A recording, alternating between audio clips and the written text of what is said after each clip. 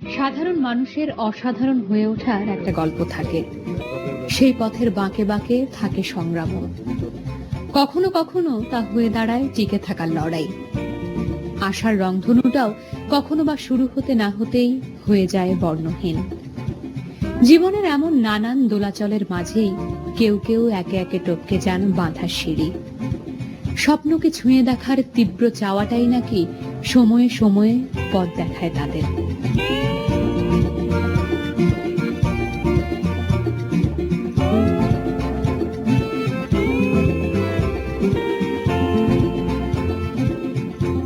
সে পথেই এখন হেঁটে চলেছেন সবুর খান, দেশের একজন প্রতিষ্ঠিত ব্যবসায়ী।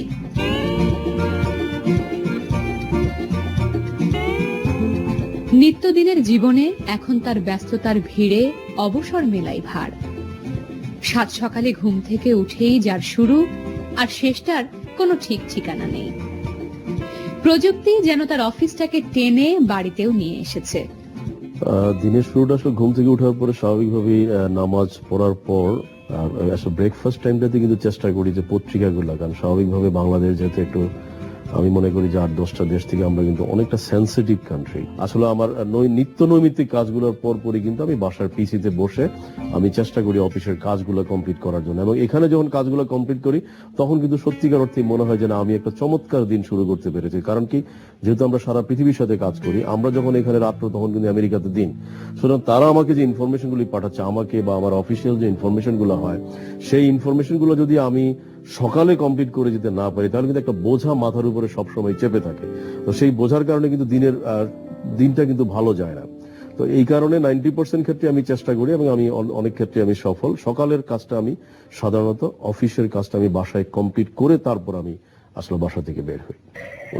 তুমি ওই যে নিয়াজের যে কনফারেন্সটা বা ওয়ার্কশপটা, এটা তুমি পার্সোনালি একটু ফলো আপ করো, কারণ বিকজ আক্তার সাহেব তো একটু ব্যস্ত থাকতেছে আইসিসিআইটির কারণে। এখন নিজের সংসার হয়েছে, ছেলে মেয়ে বড় হচ্ছে, তাদের কথা ভেবেও কত কিছু করতে হয়, কত যোগ বিয়োগ হয়ে যায় ভেতরে ভেতরে। আমার 3টি ছেলে মেয়ে, 2টি মেয়ে, দুজনই বড়, দুই মেয়ে বড়, ছেলে ছোট এবং সে ক্লাস 6-এ পড়ে। বড় মেয়ে আগামীতে A-level দিবে, এবং দ্বিতীয় মেয়ে ক্লাস 7। আর আমার বউ, সেও আসলো একদিকে গৃহিণী আর একদিকে সে অফিসেও কিছুটা সময় দিচ্ছে। এখন বুঝে গেছেন জীবন মানেই ব্যস্ততা, কিন্তু বিশ্বাস করেন পরিবারের প্রিয় মানুষজনকে বাদ দিয়ে সেই ব্যস্ততার কোনো মানে নেই। তাই সবসময়ই চেষ্টা করেন তাদের সবার সাথে যোগাযোগটা রাখতে। এই যোগাযোগটাও তো সাফল্যের আরেক চাবিকাঠি। আসলে এখনকার যে প্রযুক্তির যুগ, পরিবারকে সময় দেওয়ার ইচ্ছা থাকলে আমি মনে করি সবসময় সময় দেওয়া যায়। তার কারণ হচ্ছে যে স্বাভাবিকভাবেই আমরা অভ্যস্ত যে ফ্যামিলির সাথে খুব বেশি সম্পৃক্ত থাকা, এবং ফ্যামিলিকে আসলে যেটা হয় যে আমরা মনে করি যে একজন ব্যক্তি বা একটা প্রতিষ্ঠান কখনই কিন্তু সাকসেস হওয়া সম্ভব না যদি না ফ্যামিলির ইন্টিগ্রেশন না থাকে। কারণ আসলে আমার অফিসটা তো একটা পরিবার। যেমন হয়তো ভোরবেলা যখন ওরা স্কুলে যায়, স্বাভাবিকভাবে তখন হয়তো অনেক সময় ওদের সাথে একটা কমিউনিকেশন হয়। আবার রাত্রবেলাটা যখন হয়তো আমি ফিরে আসি, তখন স্বাভাবিকভাবেই আমাদের অনেক আলাপ আলোচনা বা ইন্টারনাল কমিউনিকেশন গুলো ডেভেলপ হবে। এট দ্য সেম টাইম বন্ধুগুলো আমরা চেষ্টা করি যে যতটুকু সম্ভব ফ্যামিলির সাথে ইন্টারেক্ট করে, এবং যখনই ওদের প্রয়োজন হয় তখন কিন্তু সবাই সাধারণত ইমেইল, মোবাইল সবকিছুই এখন খুব ইজি অ্যাক্সেসেবল।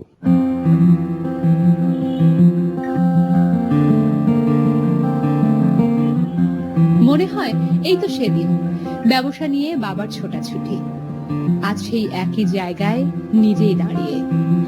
আর সব ঠিকঠাক চলছে দেখেই বুঝি মাত্র কমাস আগে বিদায় নিলেন প্রাণপ্রিয় বাবা। সেই বাবাই তো তার চিরদিনের প্রেরণা।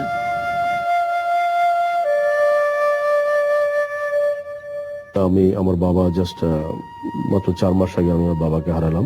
জুলাইয়ের 27 তারিখে আমার বাবা পরলোক গমন করেন, এবং এট দ্য সেম টাইম বাবারও যে প্যাটার্নটা ছিল, আমার বাবা একজন ব্যবসায়ী ছিল, বাট হয়তো খুব সফল ব্যবসায়ী ছিল না, বাট বাবার ব্যবসাটাই কিন্তু আমাকে বলা যায় যে অনুপ্রাণিত করেছে। কারণ বাবা আসলে যে এই যে বিভিন্ন সময় চড়াই উতরাই পার হয়ে বাবার যে ব্যবসাটা আমরা ছোটকাল থেকে অবজার্ভ করেছি, সেই জন্য আমরা কিন্তু অলমোস্ট বলা যায় ভাইদের সব ভাইরেই কিন্তু ডাইরেক্টলি ইনডাইরেক্টলি আমরা কিন্তু বিজনেসে, আমার ইমিডিয়েট ছোট ভাইও ব্যবসায় এবং তারপরের ভাইও ব্যবসায়। তো এটা একটা মূল কারণ ছিল, কিন্তু আসলে বাবার কাছ থেকেই বলা যায় যে কিছুটা হলেও আমরা কিন্তু শিখেছি। পরিবারের সাথে এমন আষ্টে পৃষ্ঠে থাকার শেকড়টা কিন্তু তার মায়ের দেয়া। বাবার ব্যস্ততা আর কখনো সখনো শাসনের বেড়াজালে মা ছিলেন অন্যরকম এক অবলম্বন। সেই মায়ের কাছ থেকেই শিখেছিলেন কিভাবে মানুষকে ভালোবাসতে হয়।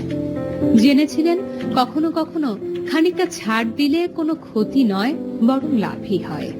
আসলে প্রত্যেকটা ছেলে মেয়ে কিন্তু বাবা মাই সবচেয়ে বড় অনুপ্রেরণা থাকে। যে কোনো ফ্যামিলিরই কিন্তু আসলে মূল বন্ডিংসটা বা মূল যেটাকে বলে ডেভেলপমেন্টের শিকড়ে কিন্তু বাবা মার ভূমিকাটাই বেশি থাকে, এবং সেখানে আমি আর 10 জন থেকে খুব একটা ব্যতিক্রম নই।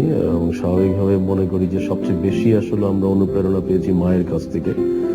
কারণ বাবাকে যেটা বলবো যে বাবা আসলে সবসময় কিন্তু, যেহেতু আমরা 7 ভাই বোন ছিলাম, ওনাকে স্বাভাবিকভাবেই কিন্তু অনেক সময় শাসনের বেড়াজালে আমাদেরকে রাখতে চেষ্টা করেছে, বাট মা কিন্তু ছিল তার সম্পূর্ণ বিপরীত। মা কিন্তু বাবার শাসন থেকে কিভাবে আমাদেরকে সেভ করা যায় সেই ব্যাপারেই তার কিন্তু সবচেয়ে বেশি চেষ্টা ছিল। এবং সেখানে মনে করি যে আসলে মা সবচেয়ে বেশি শিখিয়েছে আমাদেরকে যে সহনশীলতা বা স্যাক্রিফাইস করা। এট দ্য সেম টাইম আমরা যেটা মনে করি যে পড়াশোনার সাথে সাথে যে অন্যান্য ফিজিক্যাল যে ফিটনেসটুকু, এটা কিন্তু মায়ের অনেকটাই কিন্তু অবদান ছিল। আরো অনেকের মতো সেই মমতাময়ী মাই তো তার জীবনে সবচেয়ে প্রিয়। গান শুনতে, কবিতা পড়তে পছন্দ করেন, তাই জীবনের কোনো এক পর্যায়ে এসে প্রিয়দের তালিকায় আসন গেড়েছে নজরুল আর সুকান্তের মতো কবি। কিন্তু মা তো চিরদিনের। তো যেমন হয়তো দেখা গেল যে শৈশবে আমি বলবো স্কুল এবং শৈশব পুরোটাই ছিল মাই প্রিয় মানুষ, কারণ তখন কিন্তু আমাদের প্যাটার্নই ছিল মাকে খুশি করা। আবার একইভাবে যখন আমরা আসলে যেটাকে বলা হয় যে কর্মজীবনে যখন আসি, যখন আরেকটু ভালো করে জানি, তখন কিন্তু আসলে দেখা গেল যে স্বাভাবিকভাবেই সব গুণাবলীগুলো যদি চিন্তা করি, তাহলে কিন্তু আমাদের prophet that is Nabi Karim সাল্লাল্লাহু আলাইহি সাল্লামকে মনে হয় শ্রেষ্ঠ মানুষ।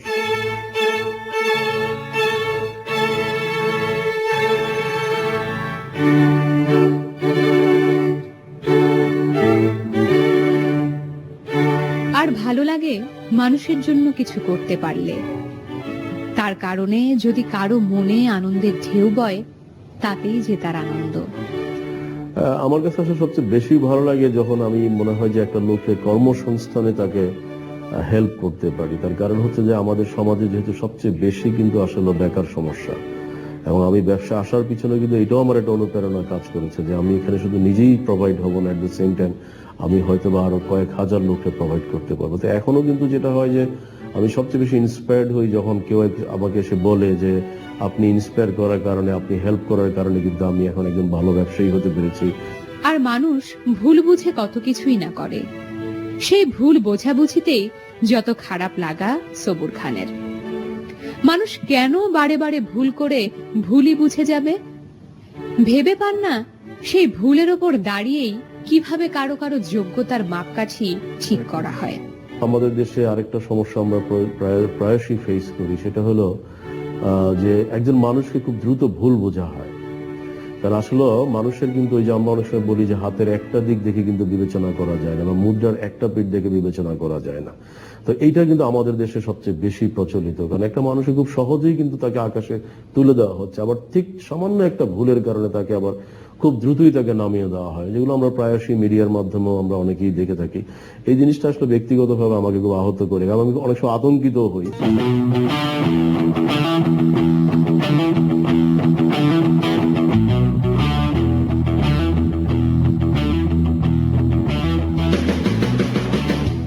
সময় কত দ্রুত চলে যায়। একদিন হাতে বই খাতা নিয়ে ছুটতেন চাঁদপুরের বাবুরহাট বিদ্যালয়ের দিকে,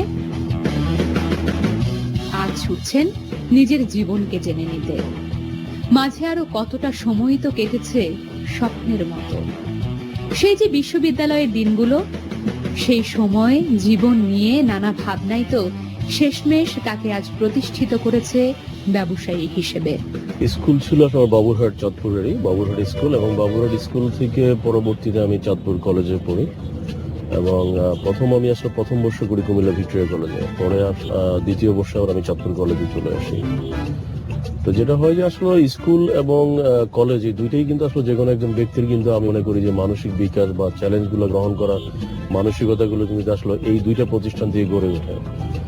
যেমন আমার মনে আছে যে আমি যখন প্রাইমারি স্কুলে পড়তাম তখন প্রাইমারি স্কুল এবং হাই স্কুল দুইটা পাশাপাশি থাকার কারণে আমরা প্রায়শই দেখতাম যখন স্কাউটিং হতো তখন স্কাউটরা যখন তারা ওই যে প্যারেড গুলি করতো এবং মার্চ পাস্ট গুলো করার সময় কিন্তু আমরা খুব এনজয় করতাম ক্লাস। আসলে খুব স্মরণ করি যে আমি স্কুলে প্রায়শই আমাদের যারা টিচার ছিল তারা কিন্তু ওই যখনই কোনো কালচারাল অ্যাক্টিভিটি হতো, ডিবেট, কবিতা আবৃত্তি, ইভেন ক্যারাত প্রতিযোগিতা, তো সবগুলোতেই কিন্তু আমরা নাম লেখাতাম। কিছুটা হলেও কিন্তু এটার একটা অ্যাডভান্টেজ আমরা নিতে পেরেছি এবং এখনো ব্যবসায়িক লাইফেও এসে বলবো যে আসলে ওই সময়ের যে চ্যালেঞ্জগুলি নেওয়ার যে মানসিকতা ছিল সেটা কিন্তু এখনো কিন্তু আমরা অনেক সময় কিন্তু চ্যালেঞ্জ মোকাবেলা করেই কিন্তু ওভারকাম করে আসছি। আমি জাহাঙ্গীরনগর বিশ্ববিদ্যালয়ে স্ট্যাটিস্টিক্সে পড়াশোনা করেছি। আমি বলবো যে আমার বিশ্ববিদ্যালয়ে জীবনটাকে ডেফিনেটলি আমি ওয়ান অফ দ্য বেস্ট আমার বলবো যে আমার স্মরণীয়। তার কারণ হচ্ছে যে এখানে আমি সবচেয়ে বেশি অফুরন্ত সুযোগ পেয়েছি যে আমাদের যে চাল চলন বা আমাদের কেরিয়ার গঠন সবকিছু নিয়েই কিন্তু আমি আসলে মাইন্ডসেটটা করতে পেরেছি কিন্তু বিশ্ববিদ্যালয় জীবনে। কারণ এখানেই যখন আমি একটা সময় হঠাৎ করেই কিন্তু আমার রিয়েলাইজ হলো যে না আমি ব্যবসায়ী হবো, কিন্তু এটাই কিন্তু দুদুল্যমানতা ছিল। বিশ্ববিদ্যালয় থেকে বেরুতে না বেরুতেই জড়িয়ে পড়েন ব্যবসার সাথে। কত চিন্তা, কত স্বপ্ন সে সময়। চ্যালেঞ্জও তো কম ছিল না। ছাত্র জীবনে বৃত্তি পাওয়ার যে 20-22 হাজার টাকা জমিয়ে রেখেছিলেন তাই তো ছিল তার মূলধন, আর বন্ধুদের বাড়িয়ে দেয়া অফুরান ভালোবাসার হাত। টাকা পয়সাও দিয়েছিলেন কেউ কেউ। ব্যবসার স্টার্টিংটা তো ডেফিনেটলি খুব চ্যালেঞ্জিং ছিল, কারণ যেহেতু কিছুটা ভালো রেজাল্ট করার কারণে কিন্তু বাবা মা চাইনি যে আমি ব্যবসায় আসি। কারণ স্বাভাবিকভাবে বাবা মার একটা ইচ্ছা থাকে যে সরকারি চাকরি করা, বিসিএস ক্যাডার অথবা দেশের বাইরে চলে যাওয়া। তো এই জন্য আসলে আমার প্রথম ব্যবসার লাইফটা কিন্তু ভেরি চ্যালেঞ্জিং ছিল, কারণ আমি অনেকের কাছে সাপোর্ট পাইনি। বাট আমার কাছে সবচেয়ে ভালো লেগেছিল যে ওই সময় কিন্তু বন্ধু বান্ধবদের কাছে সবচেয়ে বেশি সাপোর্ট পেয়েছিলাম। পুঁজি আসলে ব্যাপার হয় যে পুঁজিটা কিন্তু আমি দুই ধরনের বিবেচনা করি। একটা ছিল যে আমার ডাইরেক্ট পুঁজির ভিতরে আমি বিশ্ববিদ্যালয়ে যে স্কলারশিপটুকু পেয়েছিলাম আমি আমার সেই স্কলারশিপ টাকাগুলো জমাতে পেরেছিলাম। এটা আমি বলবো যে একটা ভালো সিদ্ধান্ত আমি নিয়েছিলাম, কারণ ওই স্কলারশিপের টাকাটা আমার যতদূর মনে পড়ে 20,000 বা 21,000 টাকার মতো আমি স্কলারশিপ থেকে যে টাকাটা অগ্রণী ব্যাংকে তখন আমি জমিয়েছিলাম সেই টাকাটা কিন্তু আমার ব্যবসার প্রাথমিক পুঁজি। এবং তারপর আবার কিছু বন্ধু বান্ধব, কিছু আত্মীয় স্বজনের কাছ থেকে কিন্তু একটা পুঁজি সংগ্রহ করি। সব মিলিয়ে আমার যতদূর মনে পড়ে যে 56,000 টাকা হবে, বা নিজের পুঁজি বলতে কিন্তু তাহলে 20-21 হাজার টাকাই, কিন্তু বাদ বাকি আরো কিছু পুঁজি কিন্তু নিজেরা ধার করে। এবং তার পরবর্তী স্টেপ বাই স্টেপ আসলে অনেক সময় কিন্তু আমরা কিছু ক্রেডিট ফ্যাসিলিটি অ্যাভেল করতে সক্ষম হই। দেশে তখন কম্পিউটারের প্রচলন হয়েছে, তাই বেছে নেন ব্যবসার অনুষঙ্গ হিসেবে। তারপর দিন, মাস, বছর পেরিয়েছে আর ব্যবসার প্রসারও বেড়েছে। তবে শুরুর দিনগুলো কিন্তু অতটা সহজ ছিল না। প্রথমেই কিন্তু আমি শুরু করেছি ড্যাফোডিল কম্পিউটার্স, যেটা আমার এখনো I should say this my prime organization. আমি 90-তে আমি জাস্ট আমার ইউনিভার্সিটির পরীক্ষা শেষ হওয়ার পরপরই 7 দিনের মাথায় এসে কিন্তু আমি আসলে ব্যবসা শুরু করি। এবং প্রথম ব্যবসাটাই কিন্তু আমার ছিল কম্পিউটার শিক্ষা দেওয়া এবং at the same time computer compose করা। এবং পরবর্তীতে 1 বছর পরে কিন্তু আমি কম্পিউটার অ্যাক্সেসরিজ ছেড়ে যাই, এবং তারই 1 বছর পরে আমি কম্পিউটার অ্যাসেম্বলিং এ প্রবেশ করি। এবং কম্পিউটার অ্যাসেম্বলিং প্রবেশ করার সাথে সাথে আমি সিঙ্গাপুর থেকে ইম্পোর্ট করি। তখন কিন্তু স্বাভাবিকভাবে ব্যবসার কিন্তু খুব ভালো একটা আমি মনে করি যে সিদ্ধান্ত ছিল যে সঠিক সময়ে ব্যবসা শুরু করাটা। আসলে কিছুটা তো সমস্যা সম্মুখীন হতে হয়েছে, যেমন হয়তো একটা সময় কিন্তু আমি নিজেও কিছুটা বিব্রত ছিলাম যে আসলে কি এই প্রতিবন্ধকগুলো উতরিয়ে আমি কি ব্যবসা করতে পারবো কিনা।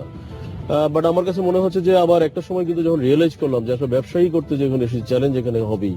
কারণ অনেক সময় দেখা গেল যে আমার মনে আছে প্রথম একটা বড় সাপ্লাই আমরা দিয়েছিলাম তৎকালীন কৃষি ব্যাংকে। এবং 93-তে কৃষি ব্যাংকে যখন সাপ্লাইটা দেই তখন কিন্তু ওই সাপ্লাইটাতে প্রায় 8 লক্ষ টাকা ছিল। 8 লক্ষ টাকা সাপ্লাইতে কিন্তু তারা আমাদেরকে কিন্তু কথা ছিল যে 7 দিনের ভিতরে বিল দেবে, কিন্তু সেই বিলটা তারা নির্দিষ্ট সময় দেয়নি। এবং এই প্রতিবন্ধকতার কারণে বা এই বিলটা না পাওয়ার কারণে কিন্তু আমাকে অসম্ভব চ্যালেঞ্জ মোকাবেলা করতে হচ্ছে। বিকজ যারা আমার কাছে টাকা পাবে, যাদের কাছে আমি ক্রেডিট ফেসিলিটি নিই, তারা কিন্তু আমাকে প্রতিনিয়তই কিন্তু আমাকে বিব্রত করতো।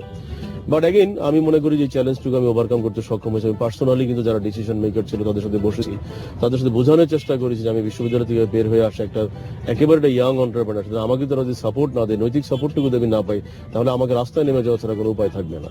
তো আসলে হয় কি এর পরবর্তীতে কিন্তু আমি লক্ষ্য করেছি যতগুলো চ্যালেঞ্জই আমার জীবনে এসেছে প্রত্যেকটা চ্যালেঞ্জই কিন্তু আমি মনে করি আমার জন্য আশীর্বাদ ছিল। এবং যে কোনো উদ্যোক্তার জন্য কিন্তু আসলে চ্যালেঞ্জ ছাড়া বা প্রতিবন্ধকতা ছাড়া কিন্তু কখনোই তার সাকসেস সম্ভব না।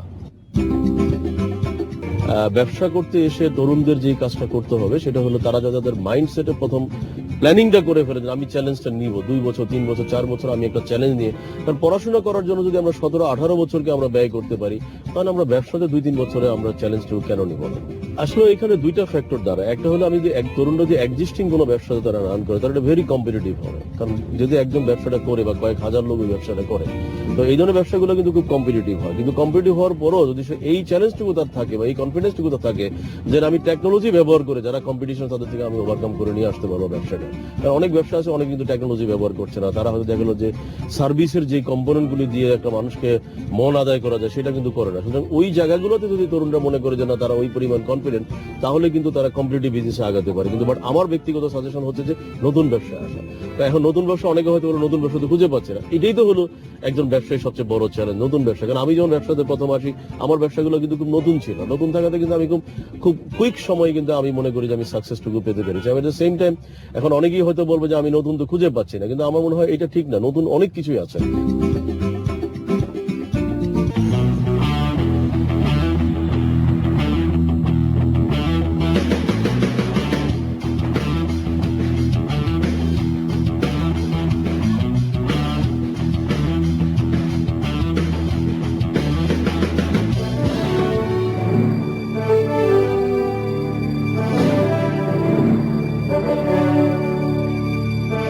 আর শুধু কম্পিউটারের ব্যবসাতেই নিজেকে আটকে রাখেননি সবুর খান, সময় আর সুযোগ বুঝে আরো কিছু করার চেষ্টা করেছেন, সাফল্যও পেয়েছেন হাতে নাতে। ব্যবসার পরিধি বেড়েছে, প্রসার বেড়েছে। একসময় ভাবলেন শিক্ষা নিয়ে কিছু করবার, তাতেও মিলেছে কাঙ্ক্ষিত সফলতা। প্রথমেই যখন আসলো 1990-তে কম্পিউটারের মানে 3টা সাইড সেক্টরকে টার্গেট করে ব্যবসাটা শুরু করা হলো আর কি। একটা ট্রেনিং প্রতিষ্ঠান ছিল, এট দ্য সেম টাইম আমাদের ডেস্কটপ কম্পিউটিং ছিল এবং কম্পিউটার অ্যাসেম্বলি। তো পরবর্তীতে কিন্তু আসলে এই ট্রেন্ডটাকে রেখেই কিন্তু আসলে ব্যবসাগুলোর পরিধি বিস্তৃত হয়। যেমন 1996 এসে আমরা ডিআইআইটি কে আলাদা একটা ইনস্টিটিউট হিসেবে আমরা প্রতিষ্ঠা করি। পরবর্তীতে আবার 2000 সালের পূর্বেই জাস্ট 98-এর দিকে আমরা এসে daffodil software limited, daffodil multimedia limited, at the same time 2002 সালে এসে আমরা ড্যাফোডিল ইন্টারন্যাশনাল ইউনিভার্সিটির অ্যাফিলিয়েশন পেলাম। তার আগে আমরা Daffodil online limited, that is internet service provider company. তারপরে vocational training institute company, Bangladesh skill development institute. একইভাবে 2003-এ আমরা শুরু করি কলেজ। 2010-এর দিকে এসে আমরা স্কুলটা শুরু করি। অর্থাৎ ধীরে ধীরে আমরা কিন্তু আসলে চেষ্টা করেছি আইটি এবং এডুকেশন এই দুইটা সেক্টরকে টার্গেট করে আমাদের অনেকগুলো অপারেশনকে কিন্তু আমরা বিস্তৃত করি। এবং স্বাভাবিকভাবেই কিন্তু আসলে ওয়ান অফ দ্য কি ফোকাস ছিল যাতে আমরা আমাদের এডুকেশন সেক্টরে ভালো কন্ট্রিবিউট করতে পারি through utilization of the technology.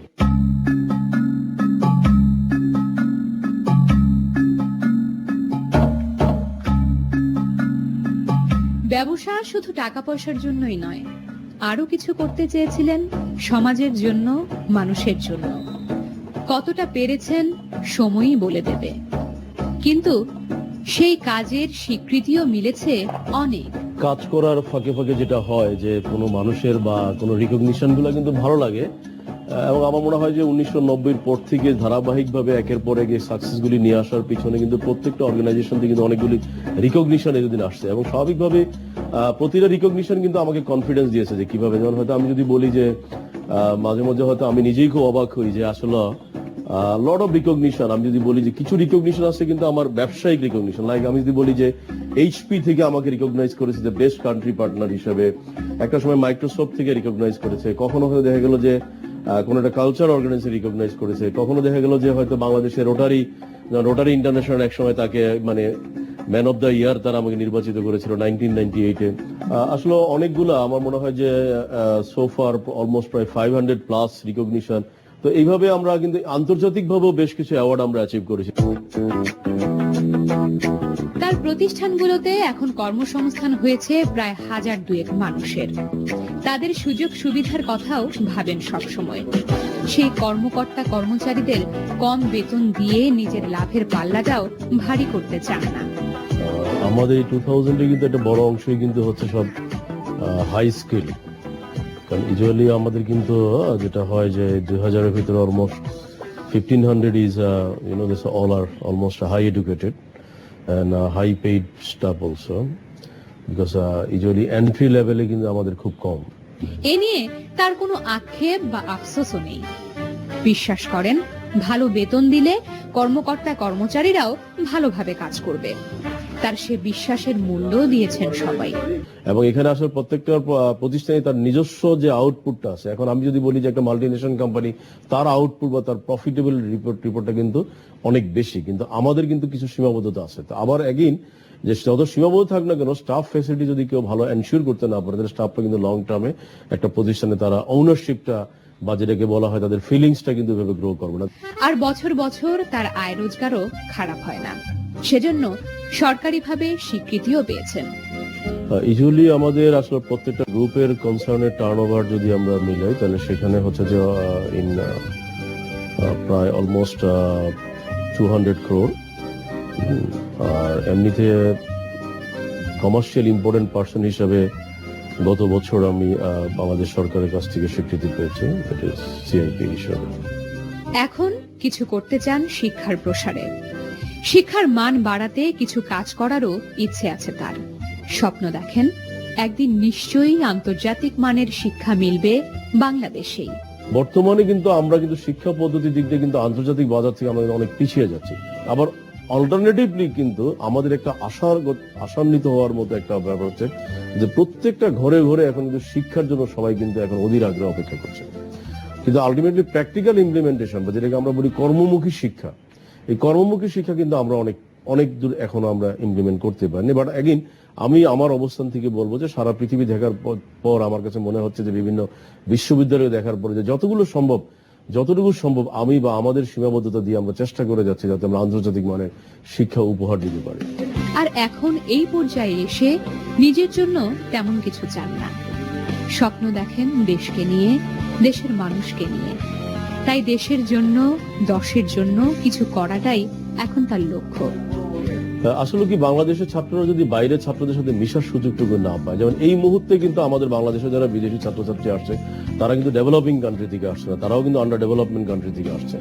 তো ডেভেলপিং কান্ট্রি থেকে আবার আমাদের যেতে হবে ডেভেলপিং কান্ট্রিতে। আমরা ডেভেলপিং কান্ট্রিগুলোতে খুব বেশি মুভ করছি আমাদের ছাত্রদেরকে। ইতিমধ্যে বেশ কিছু প্রায় 100-র উপরে ইউনিভার্সিটির সাথে আমাদের কিন্তু বিভিন্ন রকমের জয়েন্ট এফোর্টস অলরেডি আমরা কাজ শুরু করেছি। তার ভিতরে বেশ কিছু ইউনিভার্সিটি অলরেডি আমরা যাচ্ছি, তারাও আসছে।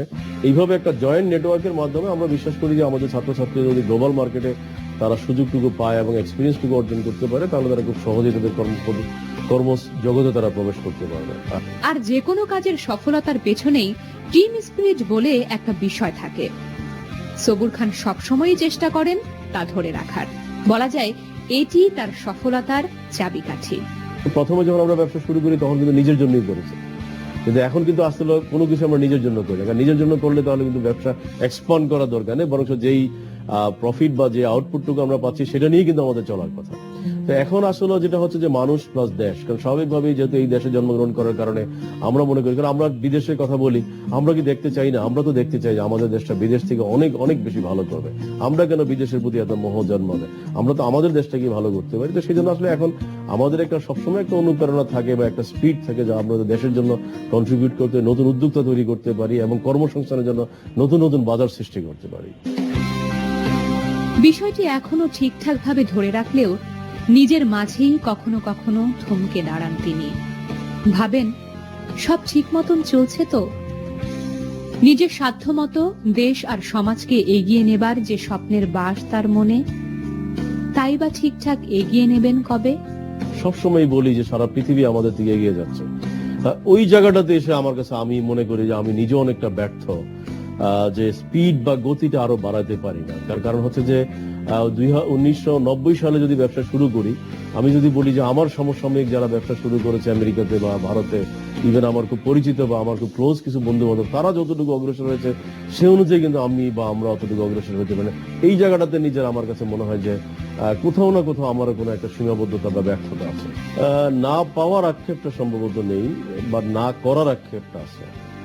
কারণ না করার আক্ষেপটা এই কারণে যে আসলে আমাদের রাষ্ট্রীয় পলিসিতে কিছু সমস্যা থাকার কারণে, যেমন আমার এবিলিটি আছে সারা বাংলাদেশে সব জায়গায় গ্রাসরুট লেভেলে প্রত্যেকটা প্রত্যন্ত অঞ্চলে কিন্তু আমি আমার অপারেশন গুলোকে নিয়ে যেতে পারি। কিন্তু আমাদের কাঠামোগত কারণে কিন্তু আমরা সেটা পাচ্ছি না। এখানে কিছু আক্ষেপ কাজ করে।